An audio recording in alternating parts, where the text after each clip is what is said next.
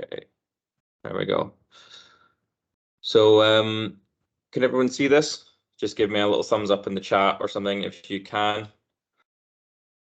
Yeah, can see it. Yeah, all good. Perfect. Good stuff. Cool. So we'll get started. So obviously this workshop this month will be on sleep and recovery, presented by myself, Barbara, and Georgina as well. So we're going to discuss some different parts. And if you've got any questions, just pop them in the chat. I'll try and pick them up as we go. If I don't, we'll definitely pick it up at the end. But do obviously pop any questions there as we go if you need to as well. Okay, so we'll get started. So today's outline will be looking at the importance of recovery and like why we recover in training, and then the methods or the most popular methods that we usually see in sport and their sort of effectiveness. We'll look at sleep as well and its effect on illness and injury. We'll touch a little bit on caffeine as well because that's quite important. We'll look at napping as well. Like, does napping really work? What times or durations of napping might be best if it does. We'll also look at traveling as well. So a lot of you obviously are traveling internationally for competitions, and that will also alternate your sleep schedule and potentially how much you recover as well. So we're also going to look at a bit of traveling as well for us. And again, just a kind of summary on tips for recovery and healthy sleep hygiene as well. So yeah, let's get started. So when we look at recovery, when we have a training session, we essentially have a bout of training that actually kind of reduces your performance because you become tired, you become fatigued. So what we do see is acutely a sort of decrease in performance because you're training, you're fatigued, and you sort of see a decrease in your strength, your power, your endurance, that sort of thing. So obviously it seems so pointless that we train if it's just going to reduce our performance. So obviously when we train, we're looking at recover as well, and that recovery brings it back up to sort of base level. And if we get the adaptations right, we can get what is called a supercompensation effect. So actually we see an improvement in our sort of fitness level. So we're now at a higher level than we were before. So imagine that's from one training session, and that's obviously the outcome that we want. That's the adaptations that we want to see. So yeah, you only improve from recovery. If you don't recover, you're not going to get that supercompensation effect. So what we have here in this supercompensation phase is potentially like another opportunity to train. So what we can actually see is if we do multiple training sessions and we can just keep pushing this higher and higher and higher, so our fitness levels or our skill levels can be higher as well. So if we have more sessions with enough recovery, we just see this constant improvement in performance. And this is kind of what it looks like, the long-term training effect. So what you see is this kind of undulation of fatigue and recovery and achieving a higher fitness level than you were before. So this is just kind of one example of maybe having one session and then having a full recovery and then having another session full recovery. I know that's not the case for everyone because some people train maybe two times a day, maybe 3 times a day. One might be an endurance-based session, one might be a strength session. So there's lots of ways to do it, which we'll cover in a second. But obviously the outcomes of not recovering mean that we're just going to kind of lead to burnout as well. So again, if we don't allow the opportunity to recover, we just don't really have that supercompensation effect. And that's fine because it happens in so many ways. We can have a supercompensation where we fully recover. We can have it from lots of acute or short bouts of exercise. And as you can see from the fourth one down, if we do 3 multiple sessions and we have enough recovery from that, we can see this super compensation. So we still get a positive accumulation as well. So again, as long as you're allowing that recovery after one session or multiple sessions or a week of sessions, as long as you're kind of getting that recovery in, and that can be really useful. But obviously, as we said, obviously the supercompensation will be negative if you just don't allow that recovery to ever happen, and that will obviously just lead to a kind of burnout as well. So lots of ways to recover, and recover is going to be the common word in this presentation. You'll hear it quite a lot. So we've got sleep, nutrition, hydration, compression, water or hydro. We've got massage, meditation, and some others there as well. So I'm just going to let you sort of talk in the chat just now, just amongst yourselves. So just put something in the chat, just another way that you use to recover. So it can be anything on here, or it could be something that you use personally as well. So just have a type and we'll see what people say, just so we can get an idea of what people use to recover. I imagine everyone sleeps and eats and drinks, but yeah, anything else there that you might use? Yeah, mobility, stretching, nice. Yoga, foam rolling, yeah. Every athletics athlete will have a foam roller in their bag, won't they, Kareem?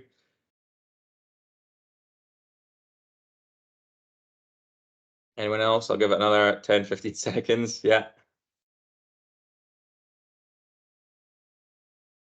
So just keep popping them in as we go. So obviously we've got a few options there.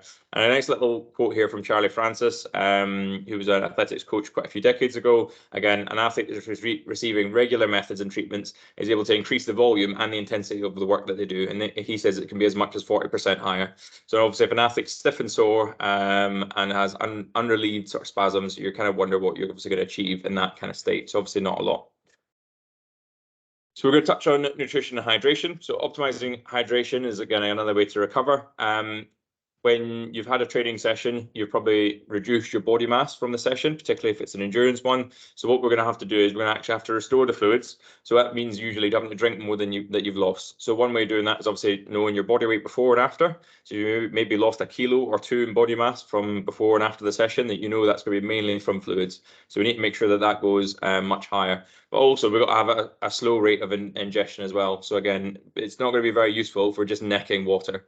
Yeah, we want to be sort of, if you can, sort of gradually increasing that sort of digestion with water there. And then to maintain the fluids, you also will be having things alongside it. So things like carbohydrates, protein, sodium are the best things to maintain sort of fluid in the body as well. So just having water might not be enough just to maintain it as well. So again, these can be really useful sort of tips as well. And then if you're ever going to forget the 4 sort of R's for recovery, these are the main things you need to remember: is refuel after a session, repair, relax, and rehydrate. So the 4 R's, just think after your session, these are the things that I'm going to do.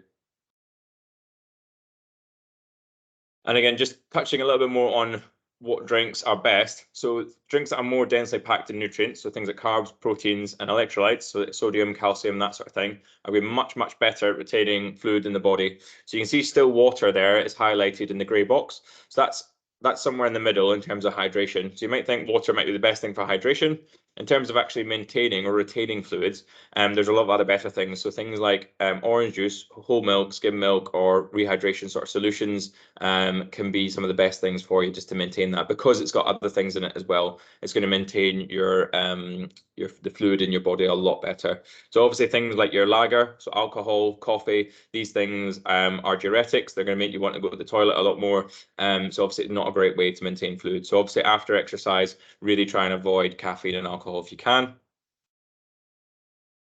Next one we're going to look at is cool down. So I imagine everyone sort of does some sort of cool down after exercise, but we're actually kind of going to look at it and see if it's actually beneficial for performance. So what we're looking at here in the graph is that we do see that there's a positive, or in this green sort of side of the graph here, there's a much positive influence in terms of actually reducing blood lactate. So if we want to actually reduce blood lactate after exercise, having a cool down might be useful. So sort of jogging for 10, 15 minutes, maybe swimming, that might be a great way to reduce blood lactate. But if you look down at the right-hand side, we actually see that it doesn't actually help muscle glycogen at all. So actually we lose muscle glycogen in the body, because if you think about it, you know, if you decide to do a 10, 15-minute cool down or a jog, you're actually going to have to use energy to do that. So it's actually probably not useful if you want to actually maintain energy in your body. It's not a good way to kind of get those junk miles in, if you want to call it that, as a way to kind of recover. Because if we're not recovering at all, if anything, we're still training if we're cooling down, because you're still exercising and you're still using energy to do those activities. So I would say it's probably not a good thing to kind of look at. There's a lot of other better things that we can do for recovery than doing a cool down.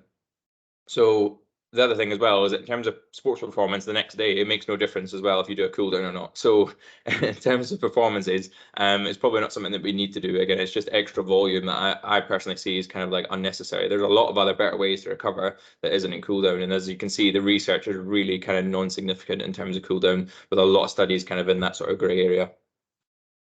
Massage, so that's another one we offer at King's as well. We've been doing massages for the last couple of months. Again, massage can be really good at relieving sort of low to moderate intensity pain, muscle soreness, that sort of thing. It can lower muscle swelling, spasms, and also, as I say, decreasing sort of muscle damage as well by increasing that sort of blood flow without actually like loading the body. So again, really good way at reducing neuromuscular excitability. However, I suppose the alternative to that is that, you know, are you going to be doing it before competition? Probably not. You know, you don't want to lose that neuromuscular excitability. It's probably be something that you're going to be wanting to have is a very, very light massage. So less than 10 minutes. You're not getting deep into the muscles. So you're having this very, very light tissue kind of massage that might be useful for before competition. But in that sort of 2 to 3 days before, you don't want to be getting deep into the muscles because you will be sore for days and you'll also be really dehydrated. So again, you don't want to undo the training that you've kind of been doing for weeks as well.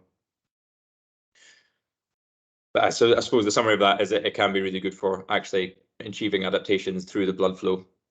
So again, another one, myofascial skill release. So foam rolling as well has got some demonstrated effects. And again, a lot of people have them. We've got a lot of the foam rollers here at the gyms. Again, any gym you go to, you probably will find foam rollers as well. So again, a really good way to kind of like reduce pain from DOMs. It can increase range of motion temporarily, reduce muscle tenderness, and it actually might provide a performance benefit as well. It's definitely not going to affect performance negatively, maybe if you do too much of it. So again, you don't really need to do more than five minutes, maybe 10 minutes maximum on that one. So again, everyone's got one. They're quite accessible. Most gyms have got them, and they're fairly sort of affordable in the sort of sporting world compared to a lot of other kit as well. So again, might be something that's quite useful, and you can kind of do it anywhere. Obviously, it's portable. You know, you can take it anywhere with you, different countries, that sort of thing. Compression garments. So some of you might have compression leggings, tops, maybe socks. Socks seem to be the most popular one that people use, particularly when traveling as well. So again, there can be some sort of positive effects on things like muscle soreness and sort of pain following exercise as well. So some of them can be really useful. Again, mainly it's down to like personal preference. As I say, compression socks are kind of the most popular one, particularly during sort of travel as well. It can actually be a really good way to kind of just increase sort of blood flow and yeah, just kind of have them on when you're traveling as well. So again, another one that's pretty portable, which is really useful. Cold water immersion. So again, another one that's quite accessible for people as well. If you've got a bath or a bucket, just filling it up with cold water, which everyone should have at this sort of time of the year, will be really cold. So again, cold water immersion is essentially just dipping yourself into cold water for a certain amount of time. So again, it can be really useful sort of between competitions. So if you've got a weekend of maybe a Friday, Saturday, Sunday of competing, and you don't want to essentially attain sort of muscle soreness from the previous competition day, having cold water immersion might be useful because it might actually stop you from getting really sore. And so it can reduce your sort of DOMs the next day. Sometimes it can actually improve like sleep quality as well, or perceived sleep quality. And again, it's obviously really good for sort of muscle function as well. So it'll be really good for between competitions, but probably not something that you want to use during a sort of training window, possibly because it's not great for like sort of strength adaptations, because it might actually inhibit them. We want to make sure that we get the adaptations we want. We don't want to slow that process down. So if you have a bit of training, or strength training, and you want to get stronger from it, you're probably just allowing your body to do the work, you know, itself, through protein, carbohydrates, sleeping. Those would be the main things. If you're looking to slow down your strength adaptations, cold water immersion is not really helpful. It might be really helpful if you're don't want a strength adaptation, but you want to get a lot of volume in. So in terms of like more practice, maybe more technique sort of work as well, it can be maybe quite useful for that as well. And again, it's fairly accessible, as long as you've got ice, water, maybe a tub. Some people use their buckets in their gardens as well. Just clean them out obviously first. But yeah, I've seen that before in the sort of sporting remit. Cryotherapy. So I've seen one or two performance athletes use this in the last like year or two. This is the Welsh rugby team using it. They believed in quite a lot of it in the last couple of years. I think they still use it a little bit. I know the Scotland rugby team use it as well. Essentially, if you haven't heard of it, it's essentially stepping in a chamber. It's about minus 110 degrees, and you're only in it for either a few seconds or a couple of minutes, depending on the temperature. So really freezing. Obviously, it's very costly. It's not very accessible. I imagine most people in this chat have probably not used it before. It's only really available to sort of elite athletes because it is so expensive. So is it worth going through? Currently, there's not really enough evidence to say that it does work. You've also got to think as well, you know, if you're in it for too long, you might get frostbite. So again, there can be maybe some negative effects that will come up to the individual differences as well.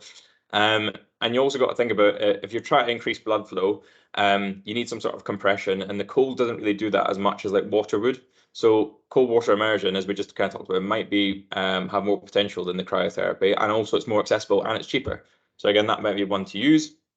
And this little study here kind of summarized that when they looked at strength and jump performance 3 days after exercise, and soreness perception 24 to 48 hours post-exercise, they actually found that the cold water immersion, which we just spoke about, was better than the whole body cryotherapy as well. So something that is actually maybe cheaper and more accessible might be better for you rather than doing the sort of fancy cryotherapy. It might be useful, and again, it's all down to personal preference. It has a small benefit, but again, if you don't have access to it, then it might not necessarily be useful. And the extension of cold water immersion is contrast water therapy. So in fact, you've got the same thing going on here. You've got your cold bath, but you've also got hot bath right beside you as well. And what you're doing is you're alternating between your hot and cold immersion. So you might spend 30 seconds in one and then 30 seconds in the other, and you just keep hopping back and forward. So again, very, very similar to the mechanisms that we spoke about with cold water immersion. You know, we're looking at sort of that increasing that blood flow between hot and cold and the different pressures. And again, it might be between about 10 to 15 degrees for the cold water, and again, about 30 to 40 for hot water, which is very hot. I would say most people would go lobster red from about 30 plus onwards. So again, another sort of ratio of hot to cold is 1 to 1. So again, 30 seconds roughly on each might be some good guidance. So again, another one that's fairly accessible. It's obviously a bit harder because you're going to have to get 2 baths, and also you're going to have to heat up one a lot and you have to cool down the other. So again, if you've got facilities for that, then it might be useful, but again, obviously not as much as a lot of the other things we've just discussed. And one of the other ones, looking at recovery, it's not necessarily a nutritional one. It's looking more like mental recovery. So actually having to be able to like sort of take a step back. So when you're not competing and not training, what else can you do to kind of like separate your mind from training and competing a lot? And some people really struggle to do that. But I think for me, there's 5 key things. So there's one thing that you can do, which is relaxation. So again, box breathing, tactical breathing, meditation, mindfulness, that sort of thing. Physical activity, obviously not the same as what you normally do, but like actually structuring and like workouts like going for a walk, yoga, again, light sort of stuff. I think a few people have already said sort of yoga and stretching in the chat, which is great. Stress management, so again, like emotion focused or problem focused, like coping strategies, like you can like start writing lists every week to kind of start to manage like stress, scheduling in things into your week. Again, even just starting off in your room or in your house, so actually starting to tidy it and make sure it's kind of all in order can be really useful for sort of stress management, which also kind of comes along with like mental detachment as well. So obviously taking a break from work, from training and that sort of thing, and actually doing things that you enjoy. So taking part in hobbies, leisure activities, you know, engaging with nature as well, like actually getting outdoors. I mean, it can do wonders for like your self-esteem as well. So again, mental detachment is really useful. Just getting away from the athletics track or from the pool or from the boat or whatever you're kind of using. Again, and just doing something completely different can really be useful in terms of having that separation and coming back and forward from it as well.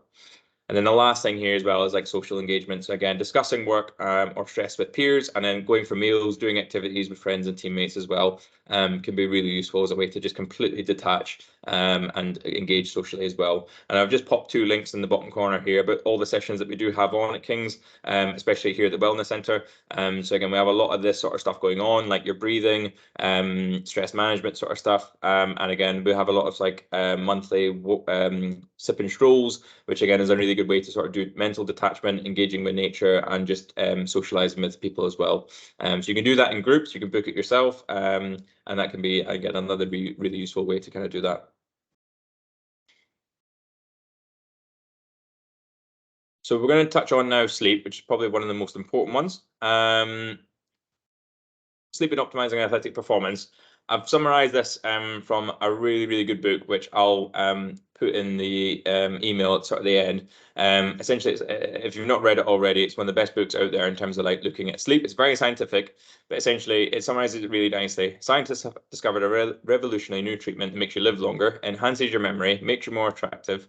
It keeps you slim, lowers food cravings, it protects you from cancer and dementia, it wards off colds and flus, it lowers your risk of heart attacks and stroke, not to mention diabetes, and it even makes you feel happier, less depressed, less anxious as well. So again, are you interested? I imagine you are. Obviously, if you've guessed by now, it's obviously on sleep.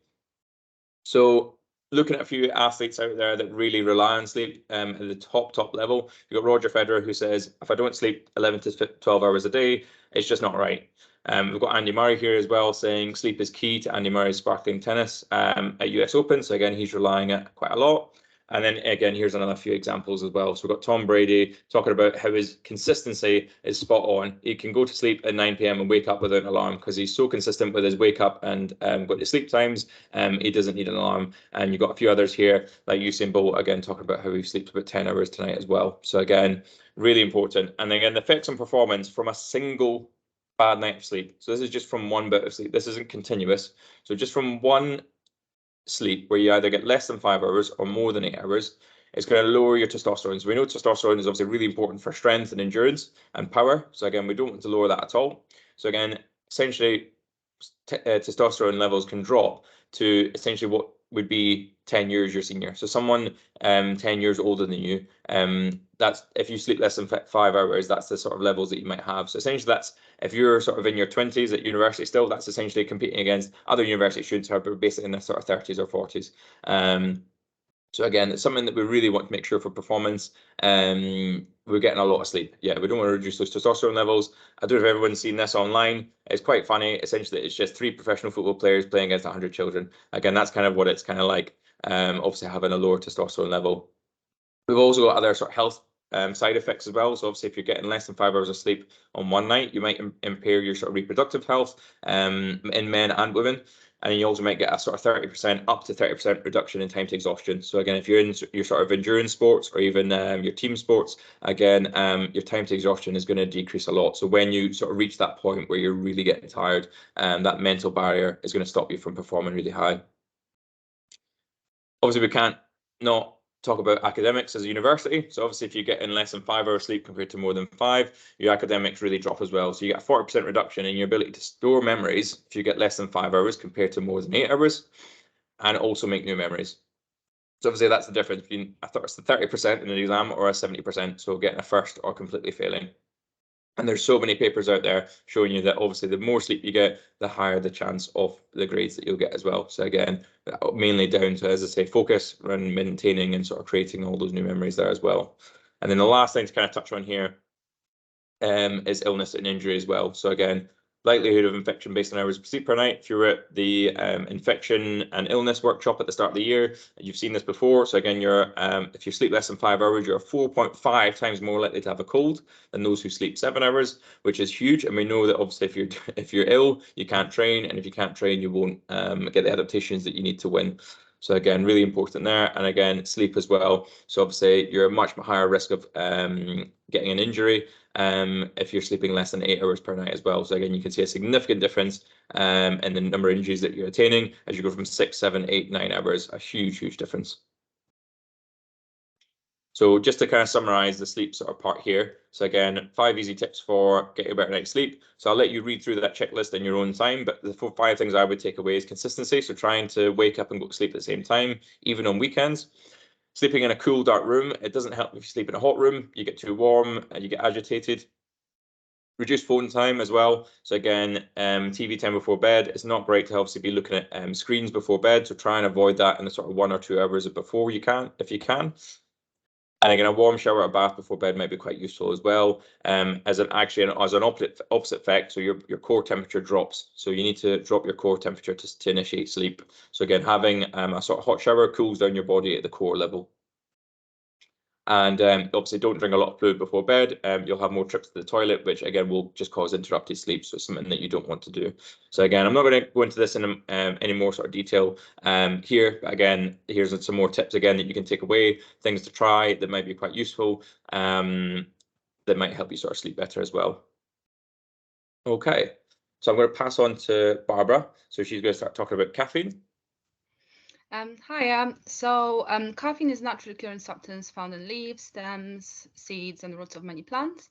Caffeine works by stimulating the central nervous system, heart, muscles, and the centers that control blood pressure. It's mostly found in tea, coffee, soft drinks, medication, gums, guana berries, cola nuts, and cocoa beans.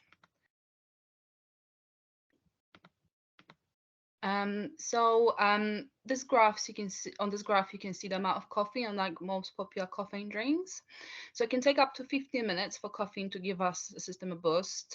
So experts say that a few cups of coffee per day it's normal for most people, but consuming more than 300 milligrams per day can have negative effect on our bodies. And what are the pros and cons of having caffeine? So most people use caffeine for mental alertness, headaches, migraine, athletic performance, memory, and obesity. So caffeine can, by taking caffeine, we can increase our physical strength and endurance, and also delay the fatigue during exercise. The NCAA, which is an organization that regulates student athletes in US, actually restricted the amount of caffeine that athletes are allowed to take before taking part in tournaments. But since 2004, caffeine is no longer prohibited substance by the World Anti-Doping Agency. It can also enhance exercise performance, improve reaction time, concentration, self-perceived energy levels.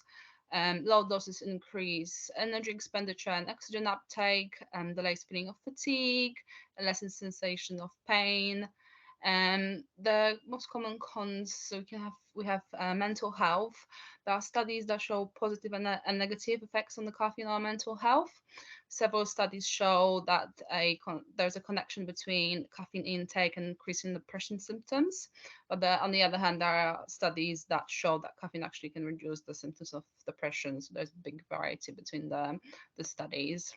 Another con is toxicity. So a dose above 300 milligrams at once can cause caffeine intoxication, which the most common symptoms are restlessness, nervousness, excitement, insomnia, facial flushing, increased urination, gastrointestinal disorders, muscle tremors, chaotic flow of thoughts and speech, irritability, arrhythmia, and tachycardia.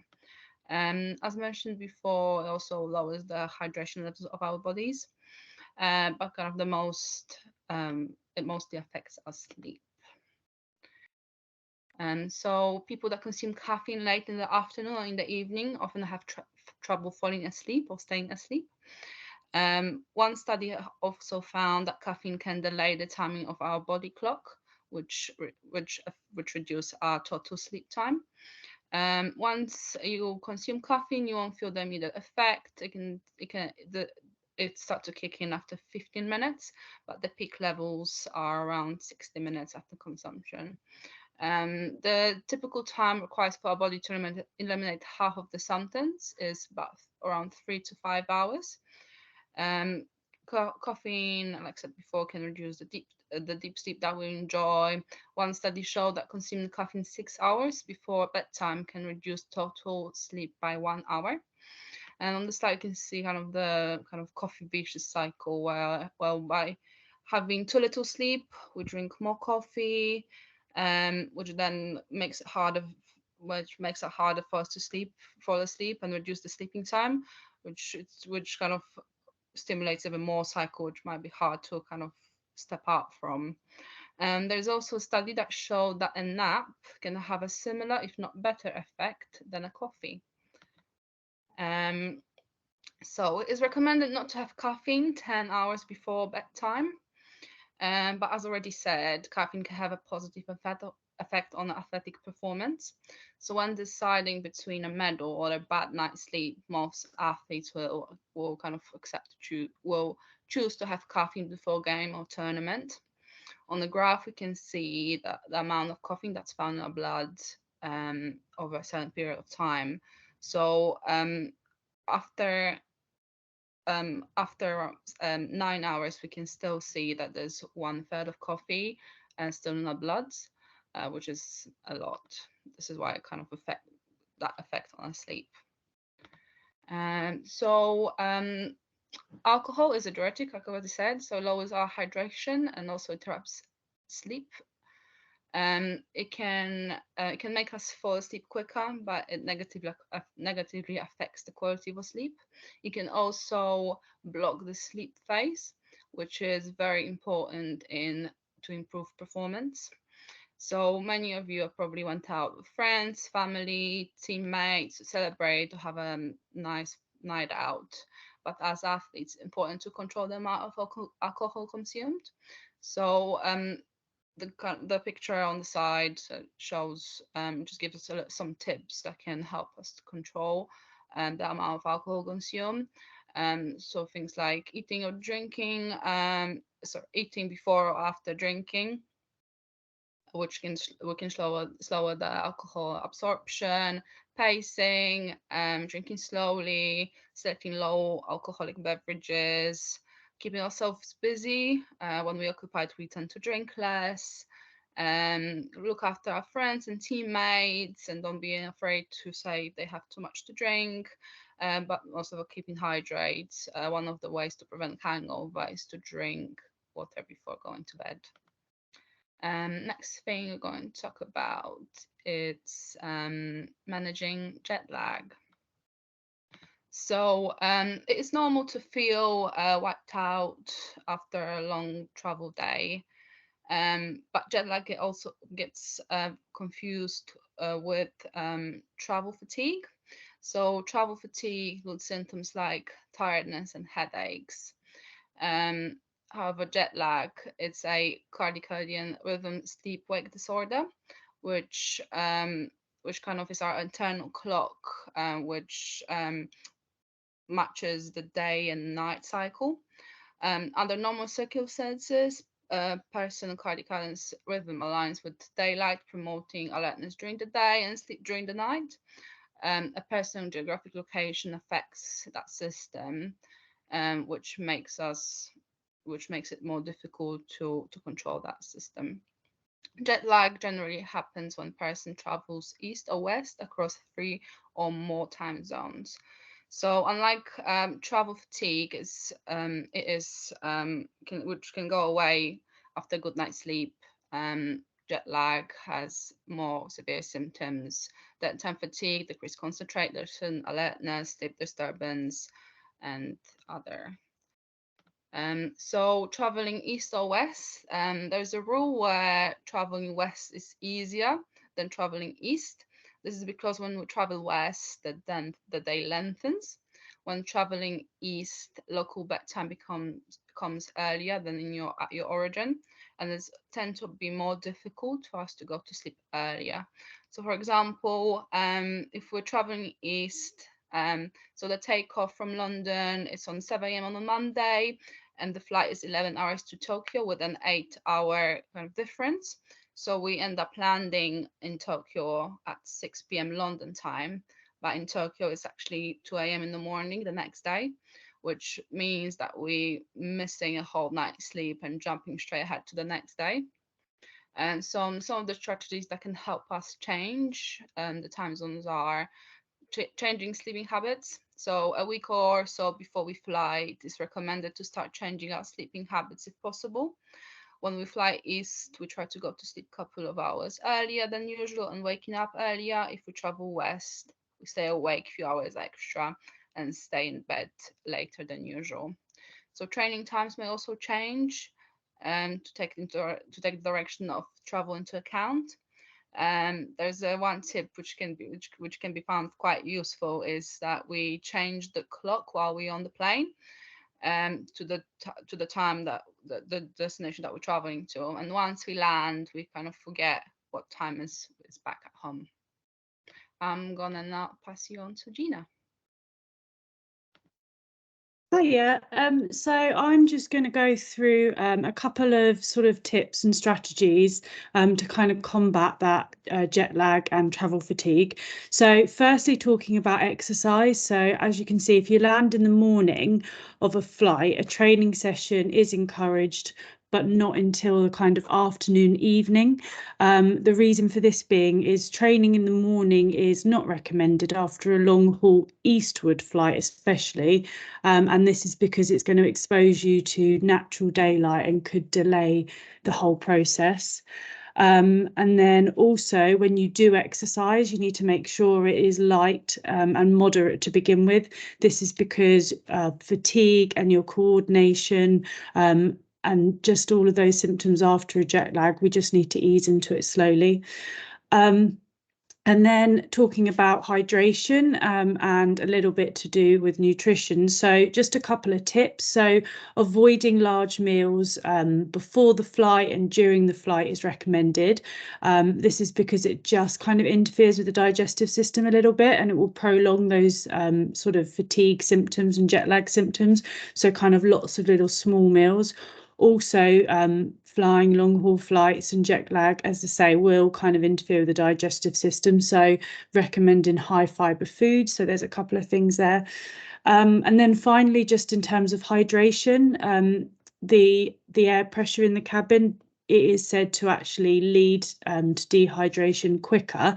So it's super important that you do drink more than you normally would on the flight, just to avoid that dehydration.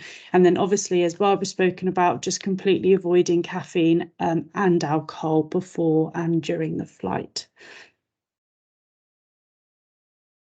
So what I'm going to talk about a little bit now is napping. There's so many kind of recommendations and different considerations taken to napping. I'm sure everybody's heard of like a 20-minute power nap. Interestingly, a nap is actually defined as 50% of what you would sleep in a night. So for me, sleeping 8 hours, that is a 4-hour nap. Obviously, none of us have time for that. So the question is, like, how long should we nap for? So firstly, you kind of have to decide why you're napping. So it seems a bit complex, but basically there's 3 reasons why someone might nap. So you've got the first reason, a nap that's taken in anticipation of that sleep loss. So you know you're not going to sleep that night because of training or whatever. So you might take a nap before. The second one is a nap taken in response to sleep loss. So you've not had a great night's sleep the night before, or you haven't had time, so you'll take a nap. And then the third reason is just kind of a nap that's taken for convenience, enjoyment, just to give you a bit of like an energy burst. So once you've kind of decided why you are taking the nap, that then leads on to how long you should nap for. So the kind of the most recent evidence, so there was a review done in 2021, suggested that the optimal kind of nap time should be between 20 and 90 minutes. So 20 minutes more for that kind of power nap to like get your energy up and go again. And then 90 minutes kind of does a whole cycle of sleeping. And then that's the nap where you aren't going to sleep that well that night, or you haven't slept well before. So yeah, napping is great. And as you can see down the right-hand side there, there's loads of benefits to napping, including increasing physical performance, cognitive, psychological, and it will actually help you sleep that night, provided that you also nap within a certain window. So as you can see, 1 to 4 is the optimal time. 4 till 8, that is going to start disturbing your sleep that evening. Next slide, please. Sorry. Perfect. So the next thing to talk about is that kind of, we've probably all gone to sleep and then woken up a little bit confused, a little bit groggy and grumpy. So that is formally termed sleep inertia.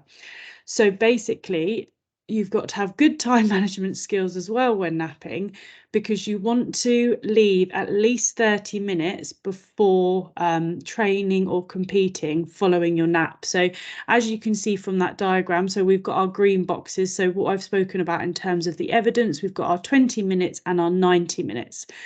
We should try and avoid that 30 minutes or an hour, just because that is kind of middle of the sleep cycle. You will wake up more with those symptoms of sleep inertia and that grogginess.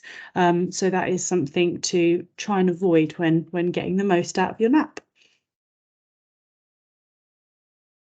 So as you can see here, super interesting was in the news. So this is just showing the kind of, as you can see, the lengths people will go to interrupt sleep, because they know how important it is for like that optimal performance. So as you can see, Liverpool fans actually set off fireworks outside Real Madrid's hotel at 2 a.m. And this is obviously to interrupt that sleep and to then have an effect on that performance. So it just highlights the importance of that sleep in that optimal performance.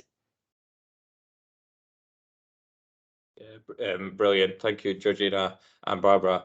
I think, yeah, hopefully this highlights to everyone really like the importance of sleep and all the sort of other recovery methods, but particularly we've obviously hammered on sleep today because it probably is one of the best ones for not only your performance, but also like everything else kind of going on in life and sort of health as well. So to summarize, recovery is going to facilitate optimal performance. It's also going to lower your injury risk as well as obviously illness risk as well.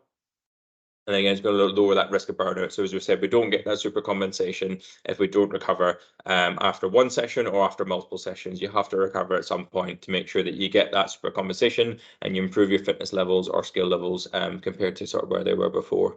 So hopefully this has kind of been really useful for everyone. I've also just taken the time just to kind of summarize everything we've talked about and also comparing the access and the cost compared to the actual benefit. So your top three are going to be your sleep, your nutrition and hydration, and then again your mental recovery as well. They're going to provide the most amount of benefit, and also they happen to be the most accessible and more cost-friendly sort of versions of sort of providing that benefit as well. We spoke about cool downs obviously as being really accessible, but probably not beneficial. If anything, might be cause a negative benefit if we're going to lose energy. Massage we spoke about, and foam rolling and myofascial release, again quite accessible and maybe a small benefit. We'll go about compression having a little bit of a benefit as well, and they're fairly accessible. You do have to obviously go out and buy it and have a personal preference to it. Cold water immersion maybe slightly more accessible, but obviously maybe a small benefit. And you got your cryotherapy again, which is not really kind of fully detailed at the moment. And then we've got our contrast water therapy as well, which again, very, very similar to cold water immersion, might have some small benefit, but is slightly accessible and sort of cost friendly if you've got the facilities for it, if you've got sort of two baths as well to kind of do that as well. So yeah, any questions? I think we've just got one just popped up just there as well.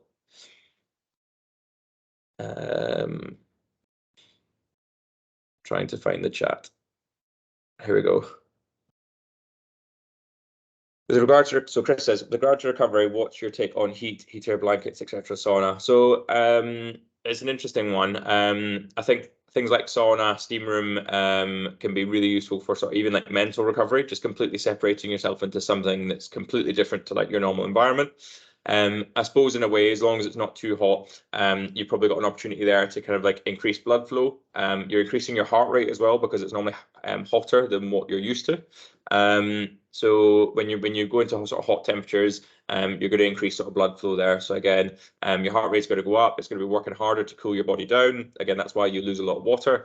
Again, so it could be a useful way after sort of competitions to increase that blood flow. As I say, if you want the adaptations to happen, it might be a case of sort of keeping warm. That might be quite a good one there as well. Obviously, that means in terms of like accessibility and cost, you might have to go to like a leisure centre or a private sort of gym where they might have a sort of sauna and steam room as well. So in terms of like weighing up the cost benefit, there's probably some other ways there as well. But if you do have it, it might be something to use as well. But obviously, you've got to remember there in terms of like the hydration, you're going to obviously lose a lot of water from being in the sauna or steam room and sort of being in the heat. So again, you're going to have to replenish the water as well. So kind of an important one there. Next one, Kareem, what are your thoughts on napping in competition between heats and semi? Is there any research on effective napping and performance? So I think what Georgina sort of said there, if you are going to nap, try and keep it to like less than that sort of 10, 20 minutes in between competitions. If you are doing heats and semis on the same day and you might have several hours, then yeah, maybe having like that sort of 10-minute or 15-minute nap, maybe a maximum of 20 minutes might be quite useful. But definitely not half an hour to an hour, as Georgina kind of summarized, and definitely not 90 minutes because you might miss your call. So yeah, that could be useful, Kareem. I have seen people use it before, and yeah, it can be useful. But again, it's all down to sort of personal preference, how people want to recover as quickly as possible, sort of between heats, between competitions. You also got to obviously account for that maybe that small re-warm up again in between competitions as well. So you may want to obviously build in time for that alongside maybe a small nap.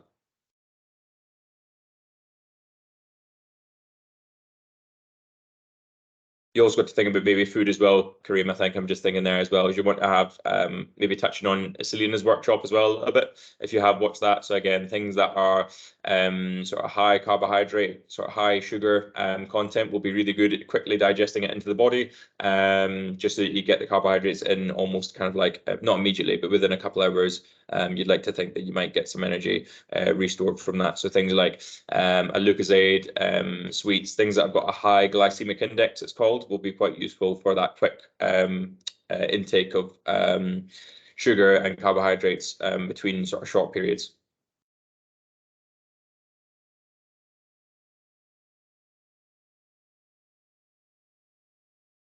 Anyone else? Any questions?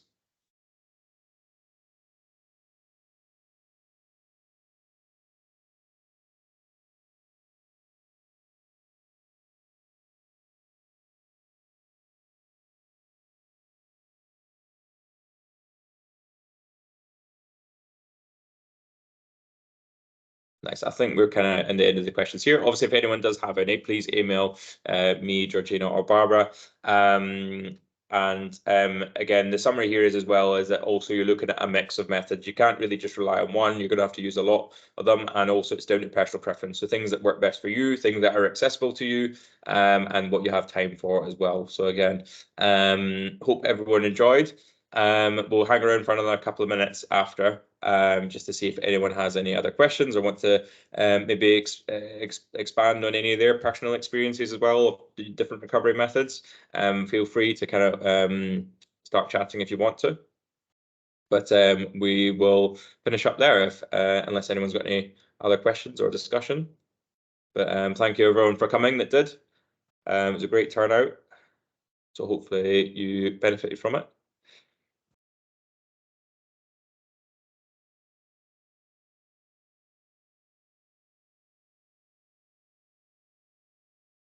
Thank you, everyone.